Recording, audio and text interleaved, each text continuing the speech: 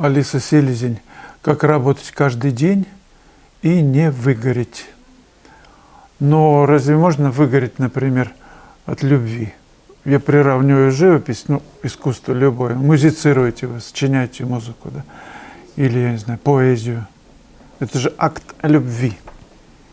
Разве можно выгореть от любви? Чем ее больше, тем полнее жизнь. Тем вы полнее, тем больше энергии. Все очень просто. Если это не какое-то мученичество, такое размышление постоянное, какие-то проекты, не идет.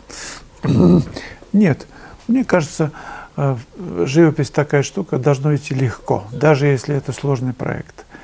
Вот слушай себя, что называется. Когда не хочешь писать, просто не пиши.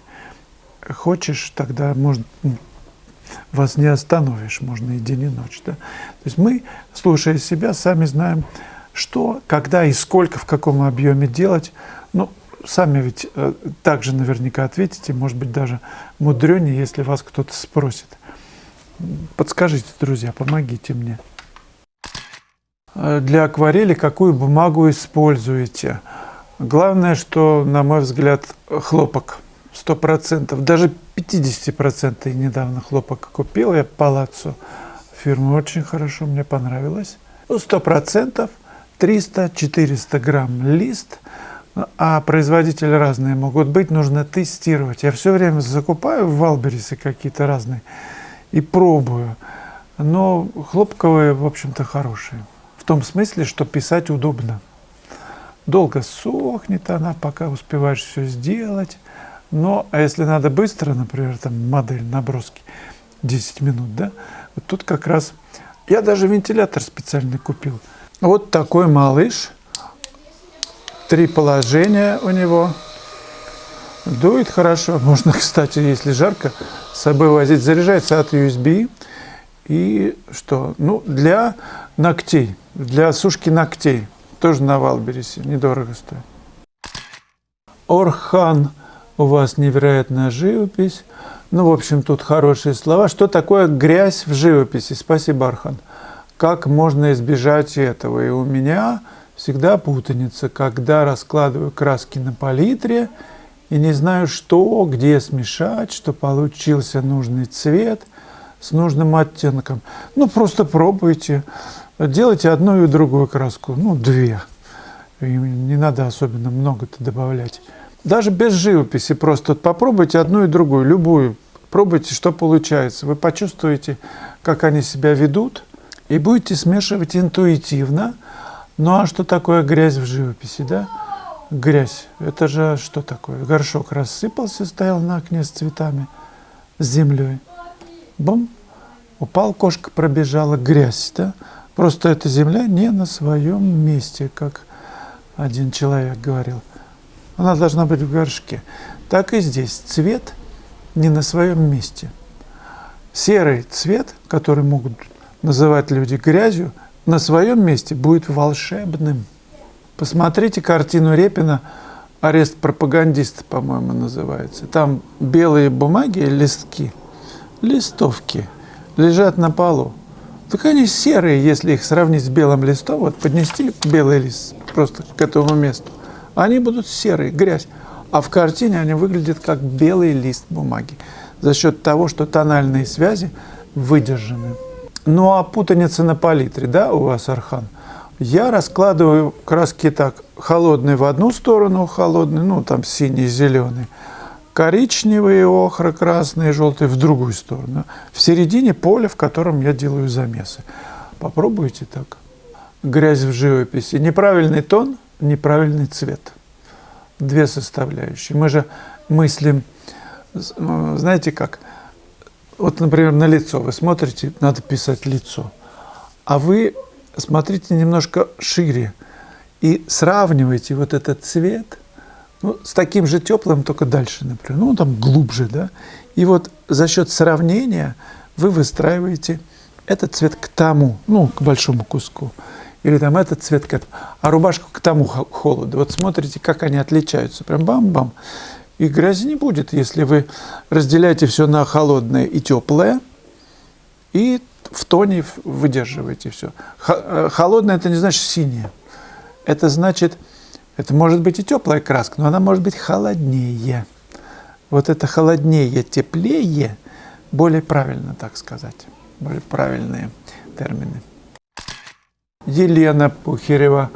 Слава, мастер-класс во Франции уже состоялся? Нет, он начнется 29 числа июня. Мы начинаем работать. Не увидел в роликах видеоотчета. Еще не начинался, вот через 2 дня мы будем работать. Приезжайте, кстати, еще есть время. Завтра на самолете прилетайте, будем работать. Юзер ДМ. Этот вопрос я задавала когда-то про края, но это было про ореол, тело скорее. Может, есть какие-то правила? Понимаю, что от освещения зависит, но ведь и законы есть. Ну, как про тень. Свет теплый, тень холодная, не всегда, не обязательно. Теплеющая ближе к предмету. Почему, кстати? Ну, влияние везде. Так, ну ладно, хорошо, законы, да?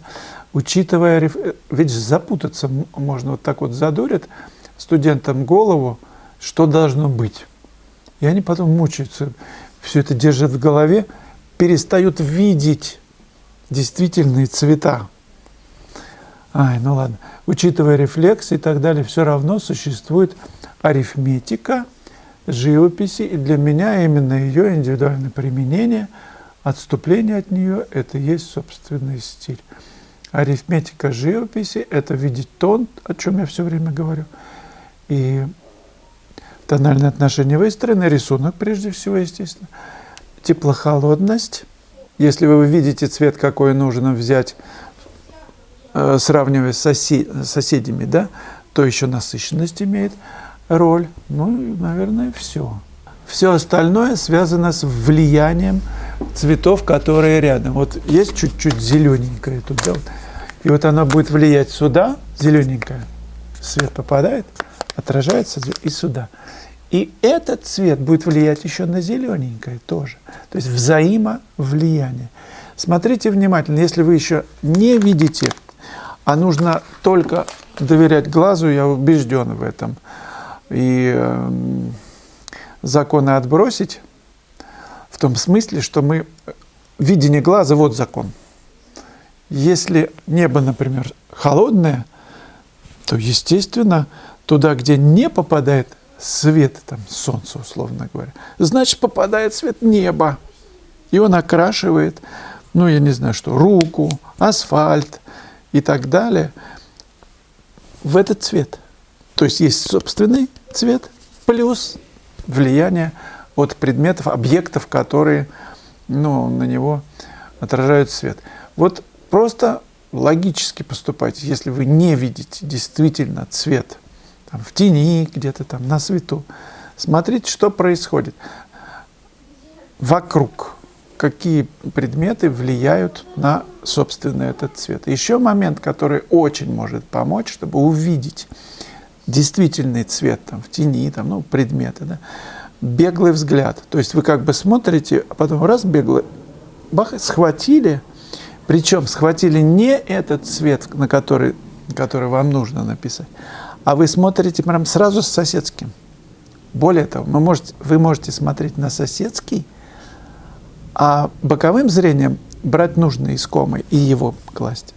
Ну, в общем, в сравнении. Вот это очень важный момент, его нужно применять.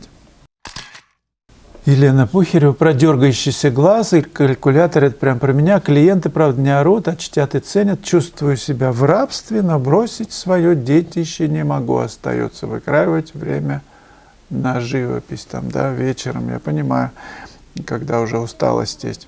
Но ничего, мы в любом случае приходит время, когда мы, во-первых, мы чувствуем, что, когда нам делать.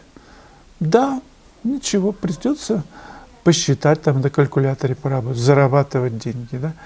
Но внутри себя мы знаем, чему отдавать приоритет. Все дело всегда в приоритетах.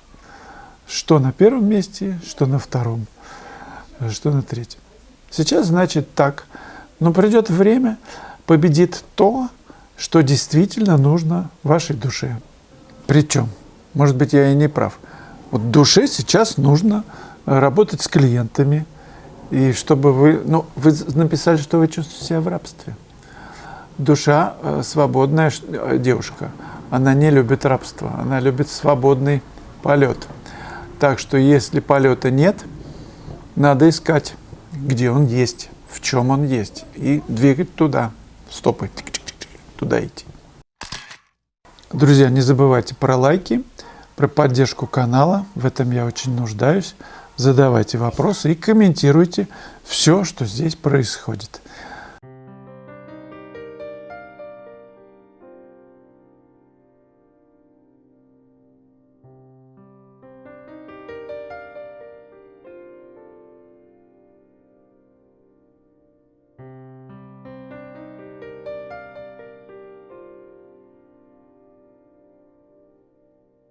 После этого видео предлагаю еще одно кино посмотреть «Как писать закаты». Это фрагменты живописи на пленэре в Костроме, 685-е название этого ролика.